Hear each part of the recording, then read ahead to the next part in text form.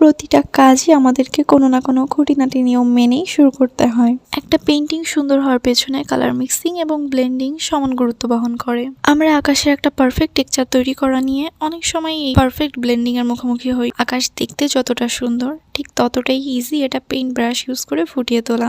সেই ক্ষেত্রে আলো ছায়ার দিকটা খেয়াল রাখা সব থেকে বেশি ইম্পর্টেন্ট। অনেক সময় একটা মেঘাচ্ছন্ন আকাশ আঁকার জন্য আমরা চিন্তা করি আগে ডার্ক কালার অ্যাপ্লাই করবো নাকি আগে লাইট কালার। মেঘের কিন্তু কোনো নির্দিষ্টতা নেই, তাই আমরা যখন এই মেঘকে ফুটিয়ে তুলতে যাবো রং তুলিতে, তখন এর ধরা বাঁধা কোনো নিয়ম থাকবে না। বিষয়টা এমন না, যেহেতু আমি গোধূলি বেলার আঁকা শিখেছি, তাই সূর্যের আলো বা সূর্যের একটা প্রতিচ্ছবি বোঝানোর জন্য অরেঞ্জের সাথে মিন্ট ইয়েলো অ্যাপ্লাই করেছি। ইয়েলো কালারটা একটু ব্লেন্ড করে দিয়েছি যাতে করে অরেঞ্জটাকে ফোকাস করা যায় এবং মনে হয় যে ঠিক এখানেই সূর্য ডুবেছে। এখন এটাকে ব্যাকগ্রাউন্ডে রেখে আমি সামনে কিছু ভাসমান মেঘ এঁকে নিচ্ছি, যেখানে প্রথমে ডার্ক গ্রে অ্যাপ্লাই করে দেন হোয়াইট ইউজ করছি কেবলমাত্র ব্লেন্ডিং এর জন্য। এভাবে এলোমেলো কিছু মেঘ দিয়ে আমি আজকের আকাশটা শেষ করছি।